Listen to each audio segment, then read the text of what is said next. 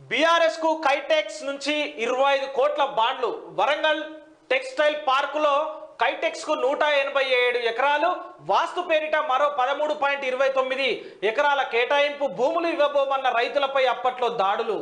Textiles రంగ company Kitex నుంచి BRS పార్టీకి ఎలక్ట్రోరల్ బాండ్ల రూపంలో 25 కోట్ల విరాళాలు అందాయి.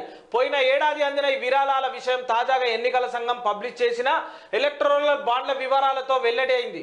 అయితే Kitex company Warangal Kakatiya mega textile పార్కులో 200 ఎకరాల భూమిని పొందడం, అప్పట్లో రైతులపై దాడి చేసి బలవంతంగా భూములను తీసుకున్నారన్న ఆరోపణలు రావడం ఇప్పుడు చర్చాంశనీయమైంది.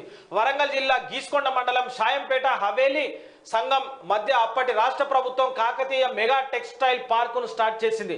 పార్కులో పరిశ్రమల ద్వారా ప్రత్యక్షంగా పరోక్షంగా 60,000 మందికి ఉపాధి అవకాశాలు కల్పించాలని నిర్ణయించింది. ఇదంతా దొంగల ముకట కాబట్టి మొత్తం మందిని ముంచిరు. ఇవాళ దినం వాళ్లకు తావు లేకుండా అయిపోయింది.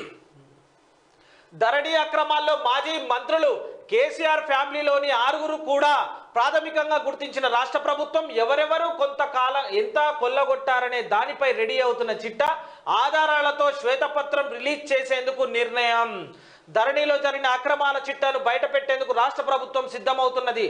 ఇప్పటికే విచారణ కోసం కమిటీని నియమించిన ప్రభుత్వం ఆ కమిటీ నుంచి పూర్తి వివరాలను తెప్పించుకుంటున్న లోక్సభ ఎన్నికల తర్వాత జరిగే అసెంబ్లీ సమావేశాల్లో ధరణి పోర్టల్ భూ అక్రమాలపై శ్వేతపత్రం రిలీజ్ చేయాలని చెప్పేసి కాంగ్రెస్ పార్టీ భావిస్తున్నదని చెప్పేసి ముందస్తు సమాచారం. అయితే ఢిల్లీ లిక్కర్ స్కామ్ కేసులో కవిత ఆల్రెడీ ఢిల్లీలో ఉన్నది.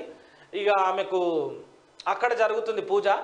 నెక్స్ట్ రానున్నటువంటి రోజుల్లో ఎంపీ ఎలక్షన్స్ అయిపోయిన తర్వాత రాష్ట్ర ప్రభుత్వం ద్వారా కాంగ్రెస్ పార్టీ రేవంత్ రెడ్డి ఆధ్వర్యంలో ఇక్కడ ఎంతమంది మాజీ మంత్రులు జైలుకు వెళ్ళబోతున్నారో వీటిపైన కూడా విశ్లేషిద్దాం.